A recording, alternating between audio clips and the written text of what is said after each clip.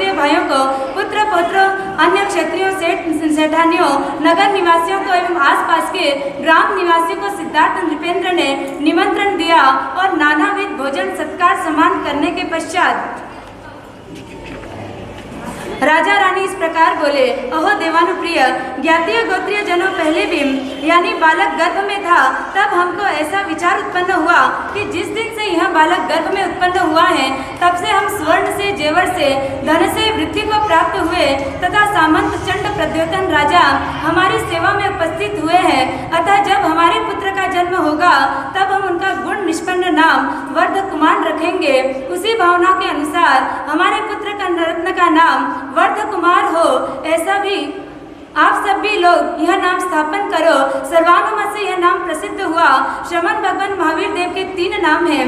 माता पिता का दिया हुआ वर्धमान, राग देश रहित होकर तपस्या में यत्न करने से श्रमण और अकस्मात उत्पन्न हो, भय सिंह सर्प आदि से उत्पन्न हो और उन भयों को दूर करे, तथा आम्ल क्रीड़ा, उस समय बालपन में ही देवों ने महावीर ऐसा नाम स्थापन किया।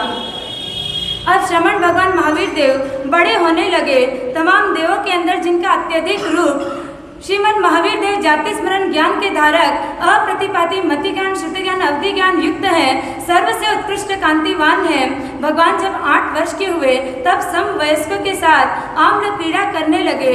अपने बल की परीक्षा हेतु आए हुए बालक रूप मिथ्यात्वी देव पर मुष्टि प्रहार करते ही देव को सम्यक्त्व की प्राप्ति हुई और यहाँ पर भगवान का महावीर नाम प्रसिद्ध हुआ। जब महावीर देव 8 वर्ष के हुए तब माता पिता ने मोहवश होकर विचार किया। महामहोत्सव पूर्वक माता पिता ने अपने कुटुंबी स्वजन संबंधियों को भोजन कराकर, वस्त्र आभूषण देकर, हाथी घोड़ों को श्रृंगार इत्यादि गीत गान के माध्यम से सम्मान पूर्वक लेखन साधना के लिए पुत्र को ले जाने लगे। श्री वर्धमान कुमार को हाथी पर विराजमान करके और अध्यापक के घर पर पहुँचे। इस वक्त पंडित जी भी सज धज कर भद्रासन पर बैठे हुए बड़ी आशा से वर्धमान कुमार की राह देखते थे। उस समय इंद्र का आसन कंपायमान हुआ। अवधि ज्ञान से जानकर देवों के सामने इंद्र कहने लगे, अहो देवो, देखो मोह के वश भगवान के माता पिता विभान हो गए। समग्र तीर्थंकर 3 ज्ञान सहित और सर्व शास्त्र और सर्व तत्वों के वेता होते हैं, उनको अल्प बुद्धि वाले साधारण ब्राह्मण के पास पढ़ाने के लिए ले जाते हैं। उस वक्त इंद्र स्वयं ब्राह्मण का रूप धारण कर उपाध्याय के समक्ष भगवान को नमन कर शब्दों के संदेह पूछने लगा। तब महावीर भगवान ने 8 व्याकरणों का तत्वभूत शब्द साधन इंद्र के आगे प्रकाशित किया। तब सब लोग विचार करने लगे, अहो, इस सर्व विद्या पारंगत विदेशी ब्राह्मण के प्रश्नों का उत्तर वर्धमान कुमार ने दे दिया। इनको माता पिता ने पढ़ाया भी नहीं, यह बड़ा भारी आश्चर्य है। बात आवश्यक अध्यापक के पूछे हुए प्रश्नों का उत्तर भी वर्धमान कुमार ने दे दिया। तब इंद्र ने अपना स्वरूप प्रकट कर सर्व के समक्ष कहा कि अहो, यह वर्धमान कुमार सामान्य मनुष्य नहीं, त्रैलोक्यनाथ सर्वज्ञ है। यहाँ पर दशांग व्याकरण हुआ, जो कि जैनों में वह जैनेन्द्र व्याकरण के नाम से प्रख्यात हुआ। पुनः लोगों के सामने इंद्र ने कहा, इन 3 जगत के नाथ की बराबरी 3 भुवन में कोई नहीं कर सकता। जिस तरह पंडित और मूर्ख में अंतर है, सफेद काले में, राजा रंग में फर्क है, उसी तरह सामान्य जन और तीर्थंकर देव में अंतर है। इस तरह 3 ज्ञान संपूर्ण वर्धमान कुमार की स्तुति कर इंद्र चला गया। तब श्री वर्धमान कुमार हाथी पर सवार होकर माता पिता तथा अन्य समुदाय के साथ महोत्सव पूर्वक घर वापस पधार गए।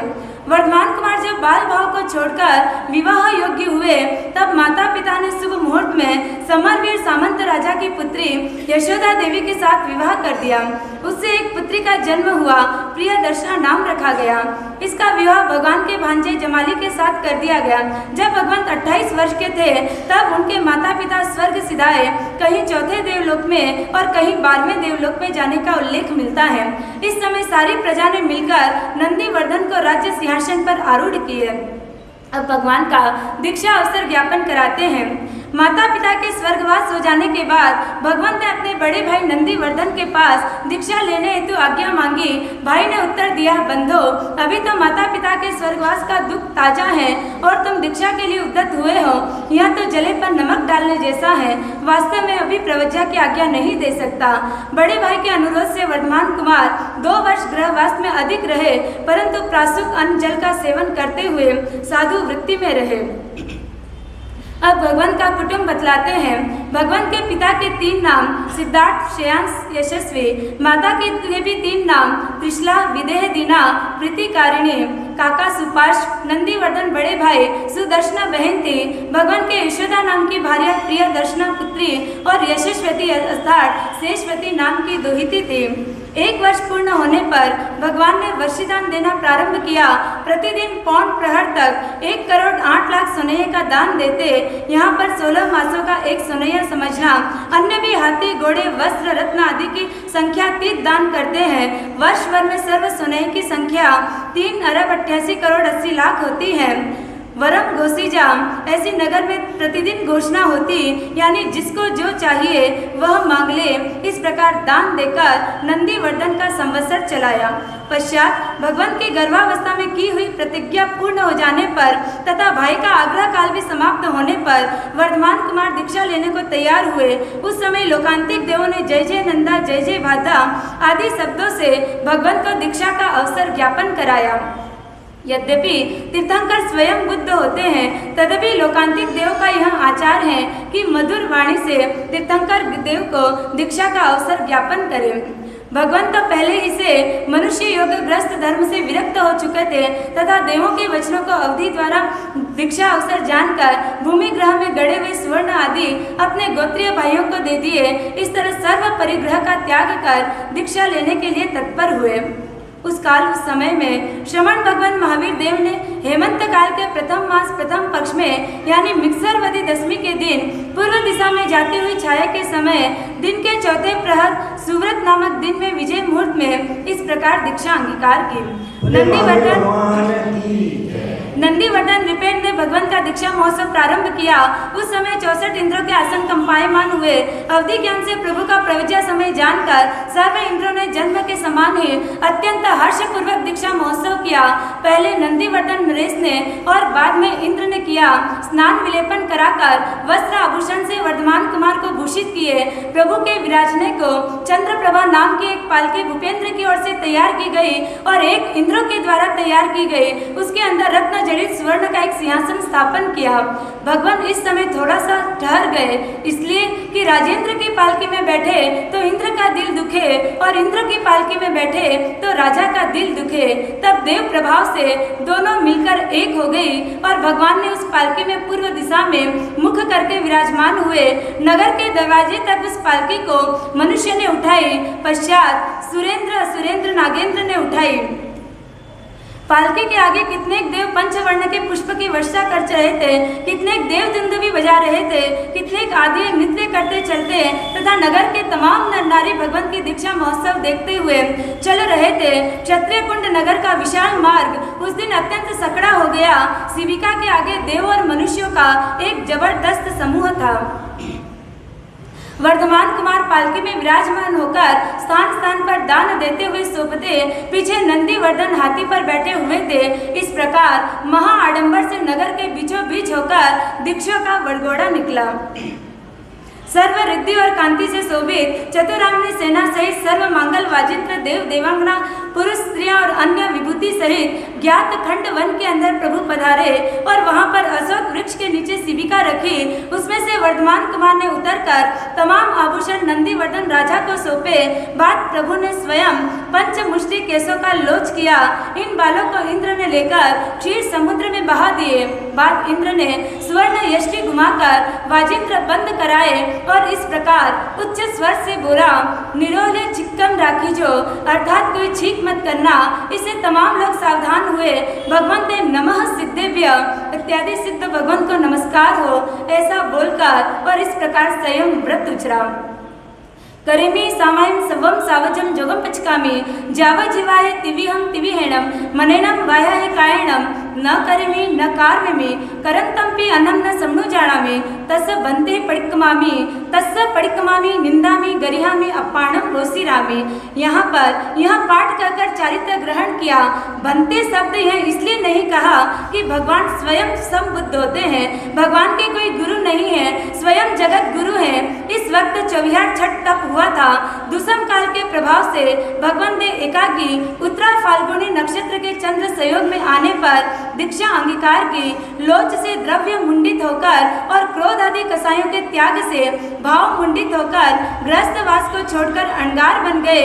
उस समय इंद्र ने 1.25 लाख मूल्य वाला देवदुष्य वस्त्र प्रभु के बाएं कंधे पर डाला और तब 14 मनः परयोग ज्ञान उत्पन्न हुआ। भगवान महावीर देव ने दीक्षा ली। तब चतुर्निकाय के देवों ने महोत्सव किया। बाद प्रभु का वंदन कर नंदीश्वर द्वीप में गए। वहां अठाई स्वर कर अपने अपने स्थान पर वापस लौट गए। श्री वर्धमान स्वामी नंदीवर्धन राजा की अनुमति लेकर विहार कर गए। राजेंद्र भी अपने स्थान पर चले गए। इस तरह अन्य नागरिक लोग भी अपने अपने स्थान पर गए। उस समय सिर्फ 2 घड़ी दिन बाकी था। भगवान वहां से विहार कर कुमार ग्राम के पास आकर कौशक ध्यान में खड़े रहे।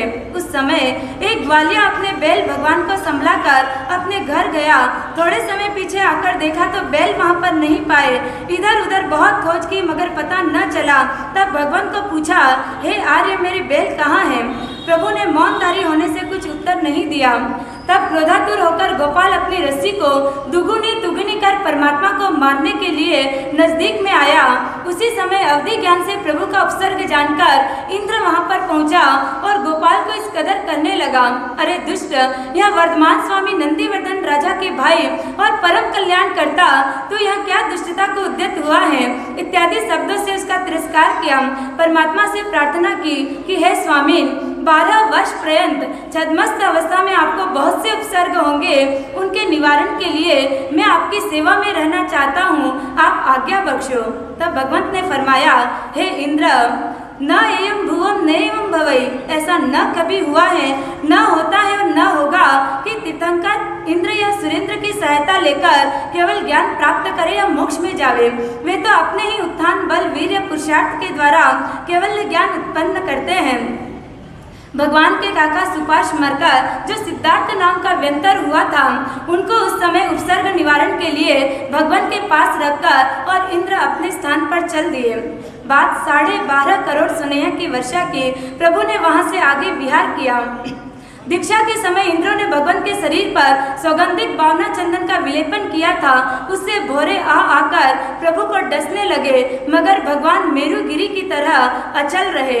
विहार करते हुए प्रभु मोराक सन्निवेश पधारे। वहाँ सिद्धार्थ राजा का मित्र द्विजित तापस रहता था, उसके आश्रम में पधारे। तापस ने वर्षा काल में अपने ही आश्रम में ठहरने का आग्रह किया। इससे महावीर देव ने शेष काल में इधर उधर विचर कर चातुर्मास आश्रम में किया। देवयोग से मेघ वृष्टि नहीं होने से गाय भैंस वगैरह उस झोपड़ी का घास खाने लगे, परंतु भगवान उनको निकालते नहीं, तब सब उल्लाहना देते। उस समय उन्होंने कहा कि ओहो आर्य, तुम बड़े आलसी हो, ढोरों को निकालते नहीं, जिस झोपड़ी में तुम रहते हो उसकी भी रक्षा नहीं कर सकते, तो और क्या करोगे? यह सुनकर प्रभु वहां से विहार कर गए। चूंकि जहां पर अभाव हो वहां पर मुनि ठहरते नहीं। इस समय परमात्मा ने 5 अभिग्रह धारण किए। अप्रीति के स्थान पर नहीं ठहरना, छद्मस्त अवस्था तक मौन से कौशक ध्यान में रहना, सदैव खड़े रहना, गृहस्थ का विनय नहीं करना और हाथ में ही आहार करना। चातुर्मास के 15 दिन बाकी थे, तभी प्रभु ने वहां से विहार कर दिया और विहार कर कर भगवान अस्थि ग्राम पधारे। वहां पर शूलपाणी यक्ष के मंदिर में कौशक ध्यान में स्थिर रहे। संध्या के समय वहां के इंद्र समा ब्राह्मण पुजारी ने ध्यानस्थ भगवान से कहा, हे आर्य, यहाँ पर मत ठहरो, यह यक्ष बड़ा क्रूर है। भगवान मौन रहे। रात्रि के समय यक्ष प्रकट हुआ, खड़खड़ाहट हंसा, हाथी के रूप से भगवान को उछाला, राक्षस रूप से छुरा निकालकर डराने लगा, सर्प रूप से डसा, तथापि भगवान जराय भी चलायमान न हुए। तब उस दुष्ट ने प्रभु के मस्तक में, कानों में, नाक में, दांतों में, नखों में, नेत्रों में और पीठ में, इन 7 स्थानों पर महती वेदना उत्पन्न की। इतना करने पर भी शुभ ध्यान से परमात्मा लेश मात्र भी न डिगे। तब यक्ष स्वयं ठंडा पड़ गया। ज्ञान से भगवंत को जानकर अपराध की क्षमा मांगी, गीत गान नाटक आदि से भक्ति कर चला गया। यहाँ पर यक्षराज को सम्यक्त्व की प्राप्ति हुई। उस दिन पिछली रात को 2 घड़ी भगवान को निद्रा आई और निद्रा में स्वामी ने 10 स्वप्न देखे।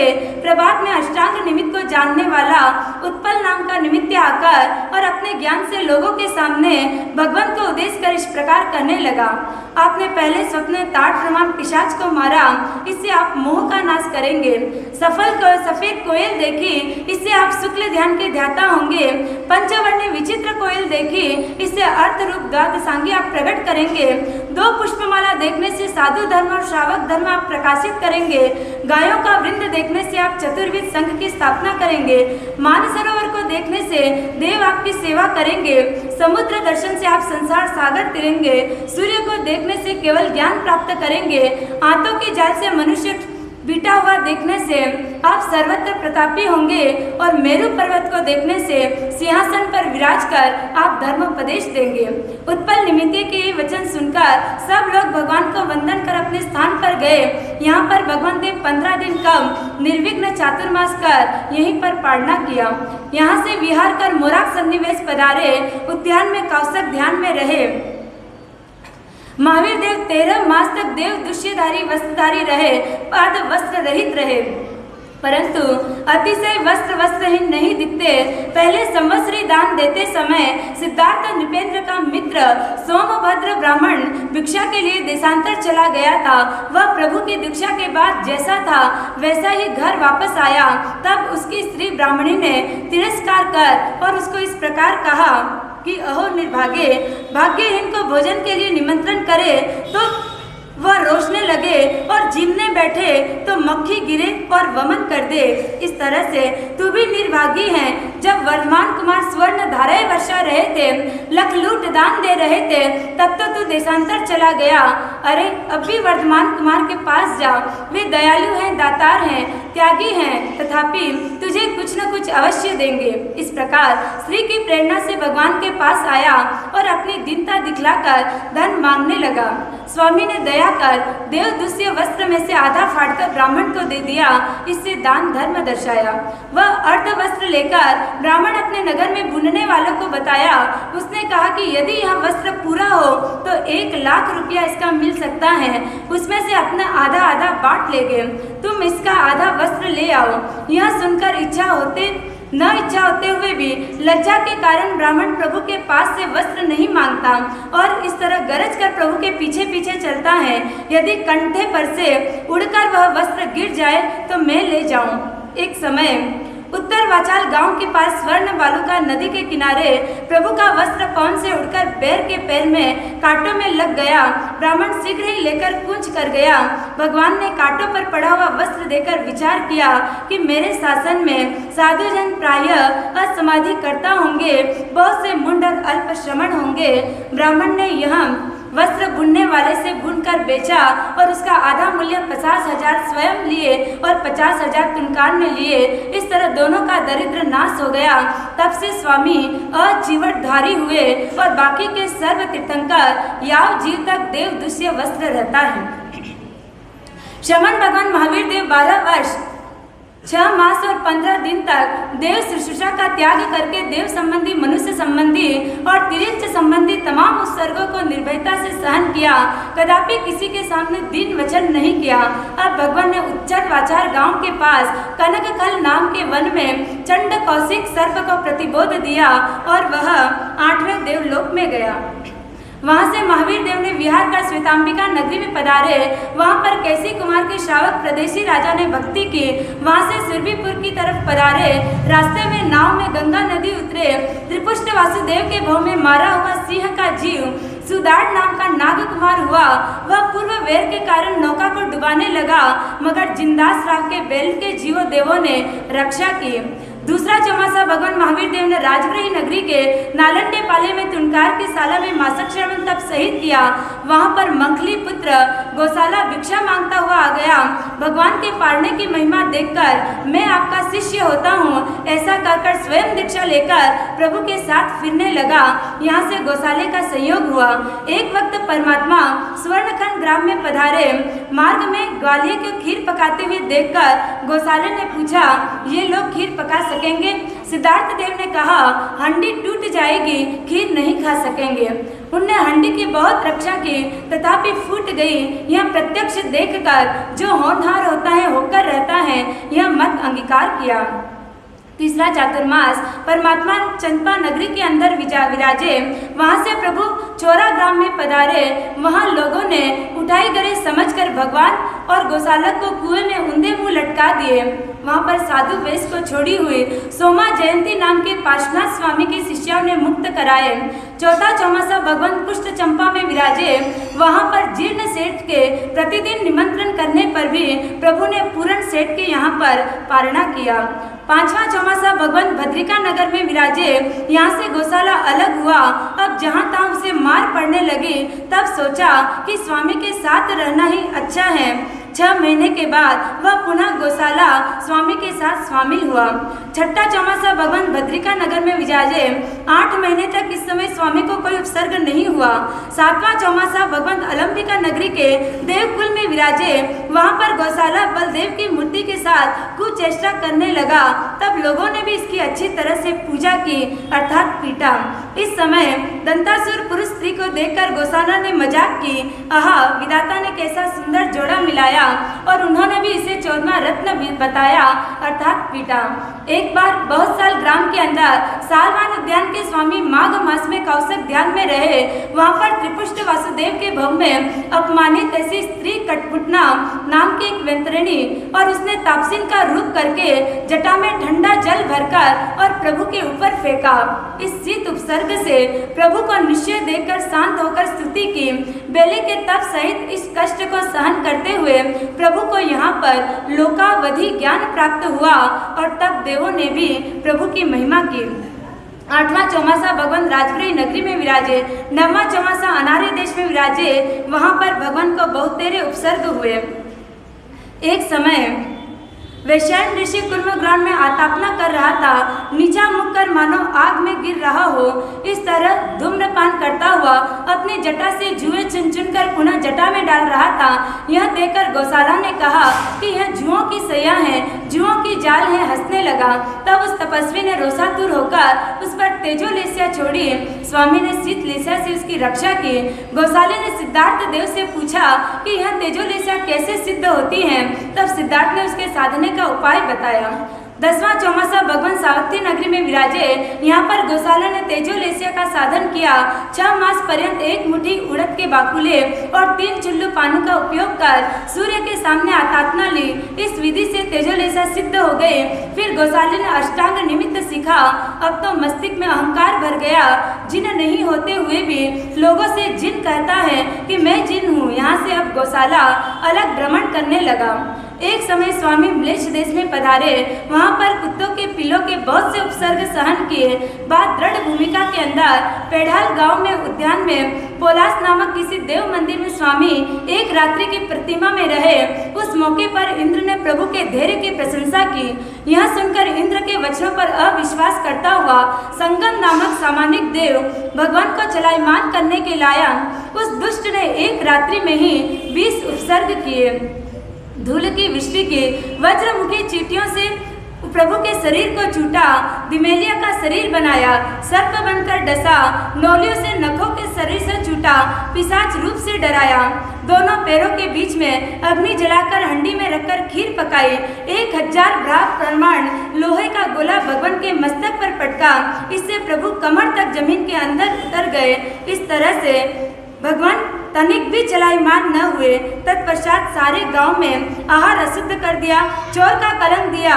कुशिष्य बनकर घर घर भगवान के चित्र देखता और लोगों के पूछने पर कहता, मेरे गुरु रात को चोरी करने आएंगे, इससे मैं तलाश करता फिरता हूँ। यह सुनकर लोग भगवान को मारकूट करते। तब भगवान ने यह अभिग्रह धारण किया कि जब तक उपसर्ग समन न हो तब तक मैं आहार ग्रहण नहीं करूँगा। इस तरह भ्रष्ट दुष्ट निर्लज संगम ने पैशाचिक वृत्ति से 6 मास तक जगत के तारनहार को उपसर्ग किए। इंद्र को इस बात का बड़ा दुख था, मगर संगम को इसलिए नहीं रोका कि वह यह सिर जोरी करेगा कि मैं वर्धमान को डिगा सकता था, मगर आपने रोक दिया। 6 मास तक इंद्र देव देवांगनाएं सब शोकमग्न रहे और 6 मास बाद वह पापात्मा संगम खिन्न होकर पुनः स्वर्ग में गया। इंद्र महाराज ने देवांगना सहित उसको वहां से निकाल दिया। वह मेरु चूल्हा पर जाकर रहने लगा। एक सागर की उसकी आयुष्य है। इस तरह भगवंत ने 10 वर्ष तक अत्यधिक कष्ट उठाए। 6 मासिक पारणा वज्र गांव में गोपालक के घर पर परमानंद द्वारा हुआ। देवों ने बड़ी भारी महिमा की। तमाम देवों सहित इंद्र महाराज भगवान की सुख साता पूछने आए। 11वां चौमासा भगवान विशाला नगरी में विराजे। उसके बाद सुषमापुर में चमरेंद्र का उत्पात हुआ था। इन्हीं दिनों में कौशाम्बी नगरी के अंदर पौषवदी एकम के दिन भगवंत ने एक अभिग्रह धारण किया। परमात्मा का विलक्षण अभिग्रह यहाँ पर बतलाते हैं। राजा की पुत्री हो, बंदी खाने में पड़ी हो, जंजीर से जकड़ी हो, मस्तक मुंडाया हो, 3 दिन की भूखी हो, आंखों में अश्रु बहते हो, दरवाजे में एक पैर अंदर एक बाहर हो, इस अवस्था में रही राजकुमारी 2 पहर के बाद उड़द के बाकुले बहरावे तो पार न करना, अन्यथा तपस्या करना। इस अभिग्रह को धारण के 4 मास हो गए। तब कौशाम्बी नगरी के अधिपति शतानिक राजा ने चंपा नगरी तोड़ी। वहाँ के राजा दधिवाहन भाग गया। उसकी पत्नी धारिणी शील रक्षा हेतु जीभ किचर कर मृत्यु प्राप्त हुई। पुत्री चंदन बाला को किसी सुवट ने पकड़कर धन सेठ को बेच दी। सेठ घर ले आया। इससे मूला नाम की भार्या। उसने चंदना को देखकर विचार किया कि मैं बूढ़ी हो गई हूँ, सेठ इसको अपनावेंगे और मुझे छोड़ देंगे। तब उसने सेठ के बाहर जाने पर चंदना को पकड़कर मस्तक मुंडकर पैरों में सांकल डालकर एक तलघर में डाल दी। ऊपर से ताला लगाकर मूला अपने पियर चली गई। 4थे दिन सेठ आया। उसने तलाश कर चंदना को तलघर से बाहर निकाली। पूर्वोक्त स्थिति देखकर सेठ ने कहा, पुत्री जब तक मैं लुहार को ले आता हूँ तब तक तू मुंह धोकर सुपड़े में रखे उड़द के बाकुले खाना। यह कर सेठ चला गया। चंदना ने विचारा कि आज मेरे अट्टम का पारना है, कोई मुनिराज पधार जाए तो उनको बहरा कर खाऊं, ऐसी भावना भा रही थी। और इतने में ही 30वें प्रहर में भिक्षा के लिए भ्रमण करते हुए महावीर प्रभु पधार गए। अभिग्रह के अनुसार सब बातें मिली, सिर्फ आंख में आंसू नहीं देखे। तब भगवान वापस लौट गए। बिना सा बहरे वापस हो जाने पर चंदना रोने लगी। ओह मुझ मंदाकिनी की। हाथ से भगवान ने बाकुले नहीं बहरे। रोना सुनकर भगवान पीछे फिरे। नेत्रों में अश्रु देखकर बाकुले बहर लिए और अपने स्थान पर पधार गए। उस समय देवों ने पंच दिव्य प्रकट किए। 12.5 करोड़ सोने की वर्षा की। चंदना के सिर पर नूतन वेणी रच दी। पैरों में सांकल की जगह झांझर बन गए। पीछे सेठ आया।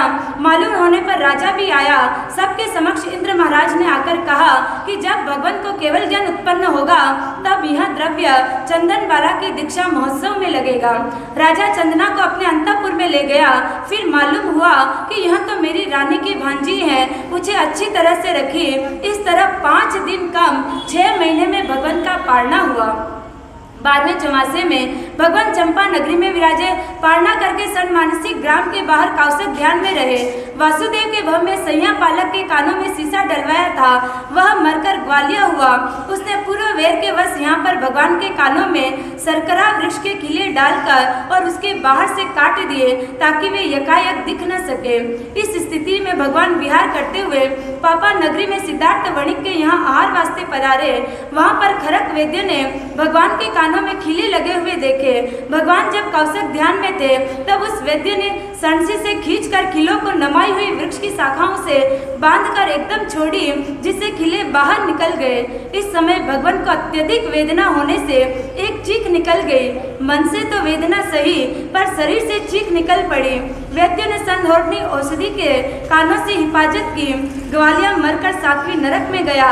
खरक वैद्य 5वें देवलोक में गया। महावीर देव को जघन्य उपसर्गों में कटपुतना व्यंतरी का सितोपसर्ग हुआ। मध्यक उपसर्गों में 1000 बार का गोला प्रमाण हुआ और उत्कृष्ट उपसर्गों के अंदर कानों में खिले ठोकने का हुआ। इस तरह स्वामी के 12 वर्ष व्यतीत हुए। परिसर सहन करने में परमात्मा सिंह के समान, समुद्रवत गंभीर, चंद्र के समान सौम्य, कछुए जैसे गुपेंद्रिय, गेंडे के सिंह जैसे एकाकी, भारंड पक्षी के सदृश अप्रमादी, हाथी के समान पराक्रमी, वृषभ जैसा संयम भार वहन करते हुए, मेरु पर्वत के समान अकम, सूर्य सदृश तेजस्वी और पृथ्वी के समान परमात्मा सहनशील हुए।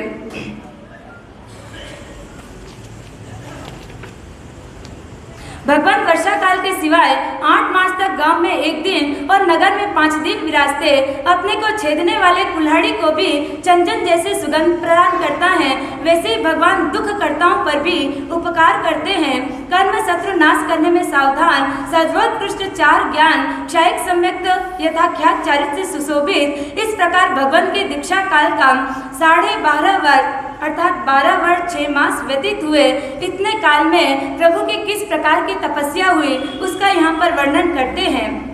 6 मासी 1 पारना 1, 5 दिन कम 6 मासी 1 और पारना 1, चतुर्मासी 3 और पारने 3, चातुर्मासी 9 और पारने 9, 3 मासी 2 और पारने 2, 2.5 मासी 2 और पारने 2, 2 मासी 6 और पारने 6, 1.5 मासी तब 2 और पारने 2, मासक क्षमण 12 और पारने 12, पक्ष क्षमण 72 और पारने 72, छठ तब 229 और पारने भी 229, भद्र प्रतिमा 2 दिन तक, महाभद्र प्रतिमा 4 दिन तक और सर्वतोभद्र प्रतिमा 10 दिन तक वहन की।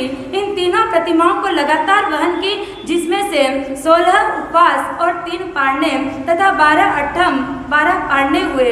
इस प्रकार 11 वर्ष 6 महीने और 25 दिन तक तपस्या की तथा पहले पारने सहित 350 पारने हुए। कुल 12 वर्ष 6 मास 15 दिन भगवान छद्मस्त अवस्था में रहे और इतने काल में मात्र 1 मुहूर्त प्रमाद आया। अब परमात्मा का केवल ज्ञान कल्याणक का वर्णन करते हैं।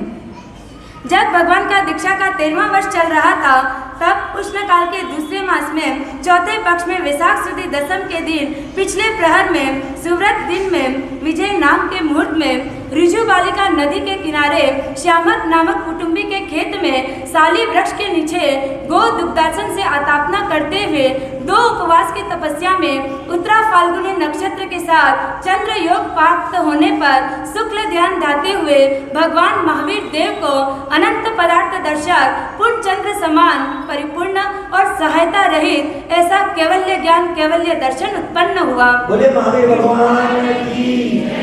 अब भगवान महावीर अरहंत पद को धारण कर अष्टम महाप्रतिहार युक्त हुए, राग द्वेष रहित सर्वज्ञ और सर्वदर्शी हुए। केवल ज्ञान उत्पन्न होने पर देवों ने समशरण रचा। लाभ का अभाव जानने पर भी आचार पालन के लिए थोड़ी देर देशना दी। सबने सुनी मगर कोई प्रतिबुद्ध न हुआ। इस तरह पहली देशना निष्फल गई। बाद भगवान ने रात्रि के अंदर ही संघ के साथ स्वर्ण कमलों पर चरणाविंद रखते हुए विहार किया। 7 कमल प्रदक्षिणा से भमते 2 कमल चरणों के नीचे आ जाते। यह देवों का महात्म्य और स्वामी का अतिशय था। एक रात्रि में भगवान बाहर योजन भूमि उल्लंघन कर प्रातःकाल मध्यम पावा नगरी में पधारे। देवों ने समशरण की रचना की। पूर्व दिशा के द्वार में प्रवेश किया। अशोक वृक्ष को 3 प्रदक्षिणा देकर नमो तित्तस बोलते हुए सिंहासन पर पूर्व में मुख में विराजमान बाकी 3 दिशाओं में व्यंतर देवों ने तीर्थंकर की प्रतिमा स्थापन की। इस तरह चतुर्मुखी भगवान चतुर्विध देशना देने लगे। उसी नगरी में सोमल नाम के ब्राह्मण ने यज्ञ करने के लिए इंद्रभूति प्रमुख 11 उपाध्यायों को बुलाया था। इन उपाध्यायों को वेद पदों के अंदर पृथक पृथक इस प्रकार संदेह था। इंद्रभूति को जीव है या नहीं, अग्निभूति को कर्म है या नहीं, वायुभूति को जीव और शरीर एक ही है या अलग अलग, व्यक्त स्वामी को 5 भूत है या नहीं, सुधर्मा स्वामी को इस व में जो जैसा करता है मरकर क्या वो परभव में वैसा ही करता है, मंडित स्वामी को जीव को बंध मोक्ष है या नहीं, मौर्य पुत्र को संकाधि देव है या नहीं, अकंपित को संकाधि के नैरेक होते कि नहीं, अचल भात्रा को पुण्य पाप वर्तता है या नहीं, मेतार्य को परलोक है या नहीं और प्रभास स्वामी को मोक्ष है या नहीं। इस प्रकार सबको अलग अलग शंकाएं थी। इन उपाध्यायों में से 5 को प्रत्येक को 500 का परिवार, छठे 7वें को 350 का परिवार और शेष 4 को 300 का परिवार, कुल 4400 विद्यार्थी विद्या अभ्यास करते थे। प्रभात काल में ब्राह्मणों ने इस प्रकार समशरण की रचना देखी।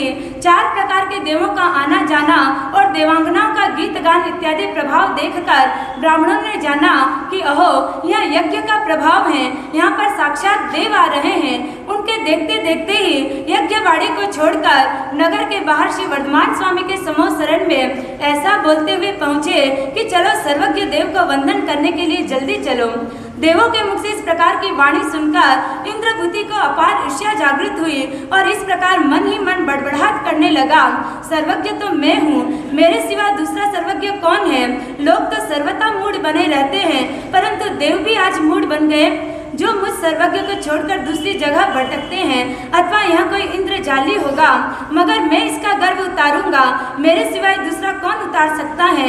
ऐसा सोचकर अपने 500 विद्यार्थियों को अपनी विरुद्धावली बुलाता हुआ बड़े आडंबर से समूह शरण की ओर चला।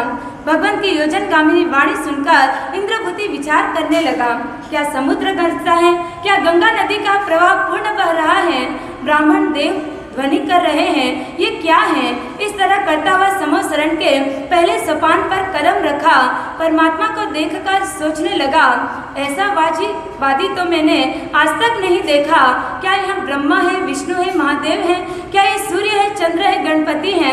ऐसा चिंतन करता हुआ सलक्षण युक्त देखकर अन्य देवों में संदेह करता हुआ विमल स्वभावी वितराग को निहारकर उनका हृदय बोल उठा, यह तो कोई नवीन देव है, देवादिदेव सर्वज्ञ मालूम होता है, उसके साथ मैं विवाद करने आया, यह अच्छा नहीं किया। इतने दिन का कमाया हुआ यह सब चला जाएगा, मैं जानता हुआ भी अज्ञानी हुआ। यहाँ पर पहुंचकर पर इनको देखकर अगर वापस चला जाऊं तो लोगों में मेरी निंदा होगी, हंसी होगी, आगे वाद विवाद का भी काम अतिशय कठिन दिखता है। अब क्या करना, इधर सिंह और इधर नदी। ऐसा पश्चाताप करता हुआ भी साहस से सोपान चढ़ने लगा। प्रभु ने इनके संकल्प विकल्प जानकर फरमाया, अहो इंद्रभूते, कुशल है। अपना नाम सुनकर विचार में पड़ गया, यह मेरा नाम भी जानता है। हाँ, मेरा नाम कौन नहीं जानता, मैं तो जगत प्रसिद्ध हूँ। कुछ ठहरकर गुनगुन करने लगा और मीठे वचन से मैं इनके प्रसन्न नहीं हो सकता। जो यदि यह सर्वज्ञ होगा तो मेरा संदेह दूर कर देगा, तब मैं इसका शिष्य बन जाऊंगा। इस तरह से वहां पर प्रतिज्ञा धारण की। हे इंद्रभूते, तू वेद का वाक्य पढ़ा है पर उसका पूरा अर्थ नहीं जानता। यह जीव सारे शरीर में व्याप्त है और जुदा भी है, जैसे दूध में घी, तिल में तेल। उसी तरह से जीव सिद्धि की भी इतनी सुंदर यह व्याख्या, स्पष्ट व्याख्या सुनकर 500 छात्रों से सहित इंद्रभूति ने प्रभु के पास दीक्षा ले ली। भगवान ने करमी बनते सामयिक का पाठ उचराया। इस तरह इंद्रभूति परमात्मा के शिष्य बन गए। धन्य है निरभिमानी दृढ़ प्रतिज्ञ महापुरुष को पुनः पुनः धन्य है। गौतम स्वामी ने दीक्षा लेकर प्रभु जी से पूछा, भगवान किम तत्वम, यानी तत्व क्या है। स्वामी ने फरमाया, उपनैवा अर्थात वस्तु की उत्पत्ति होती है, विगमैवा अर्थात वस्तु का नाश होता है, ध्रुवैवा वस्तु स्थिर रहती है। इस त्रिपदी से इंद्रभूति ने जागृति का जात का स्वरूप जाना और अंतर मुहूर्त मात्र में ही उन्होंने द्वादशांगी की रचना कर दी।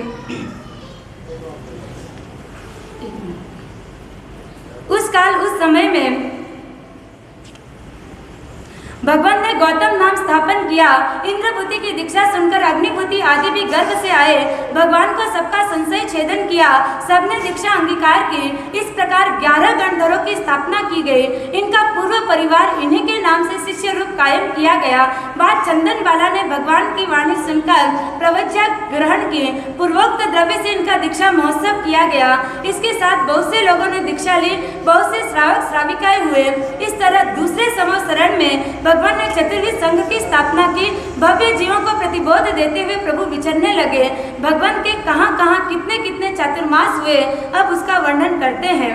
उस काल उस समय में मुनि दीक्षा को ग्रहण किए हुए महावीर देव का अस्थि ग्राम के बाहर सूलपाणी यक्ष के मंदिर में पहला चौमासा हुआ।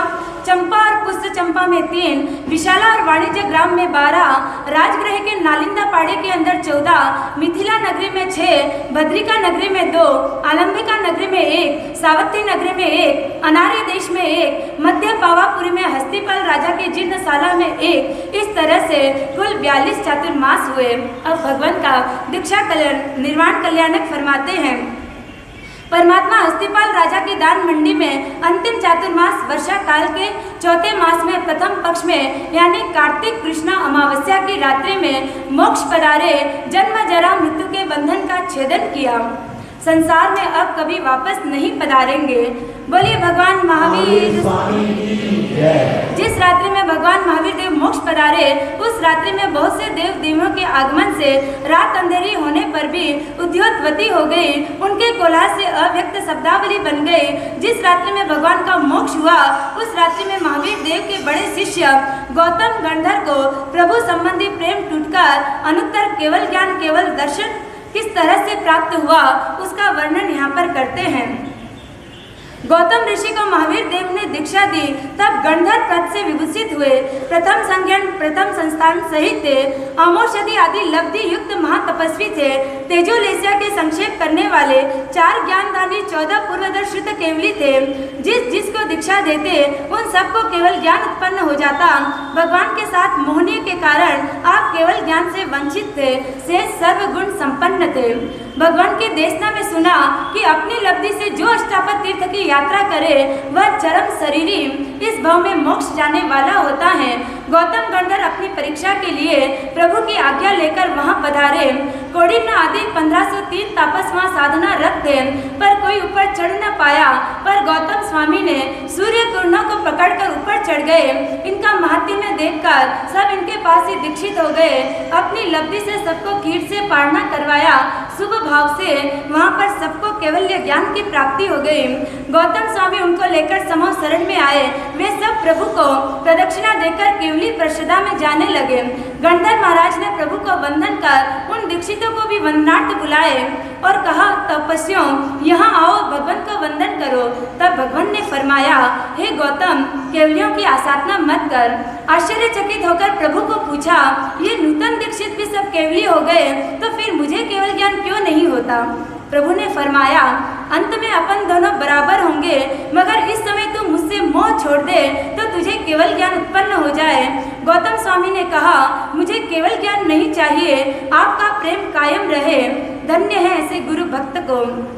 गौतम स्वामी प्रतिबोध करने में अत्यंत कुशल थे, जिन्होंने 6 वर्ष के अति मुक्त कुमार को प्रतिबोध देकर दीक्षा दी और उनको भी केवल्य ज्ञान हो गया।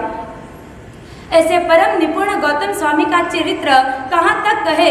भगवती सूत्र में 36,000 प्रश्न किए और परमात्मा ने उनके उत्तर दिए। भगवान ने अपना निर्वाण समय नजीक जानकर गौतम स्वामी का स्नेह छुड़ाने के लिए अंतिम दिन उनको मध्य पावापुरी के एक ग्राम में देवश ब्राह्मण को प्रतिबोध देने के लिए भेज दिया। उसी रात्रि में भगवान महावीर का निर्वाण हो गया। यह बात निर्वाणोत्सव में जाते हुए देवों के मुख से सुनी और गौतम स्वामी को किस तरह का वज्रपात सा दुख होता है यहाँ पर वर्णन करते हैं। गौतम स्वामी इस कदर बोलने लगे, अहो वीर, आपने यह क्या किया? जिस समय अपने बच्चे को नजदीक बुलाया जाता है, उस समय आपने मुझे दूर कर दिया। यह लोक व्यवहार भी आपने नहीं पाला। मैं क्या बालक की तरह आपका पल्ला पकड़कर आपको मोक्ष नहीं जाने देता, अथवा मेरे जाने से वहाँ मुक्ति का मार्ग सकड़ा हो जाता, जिससे आप मुझे लेकर नहीं पधारे? अथवा क्या आप में मेरा कृत्रिम स्नेह था, अथवा क्या आपको दुख देता? हे वीर प्रभु, आप मुझे कैसे भूल गए? आज के पीछे मैं किससे प्रश्न करूंगा? मेरा संदेह कौन तोड़ेगा? आपने मुझे बड़ा धोखा दिया। इस प्रकार दुख करते हुए पुनः सावधान होकर विचार करने लगे। ओहो, महावीर देव तो वितराग थे, वित स्नेही थे।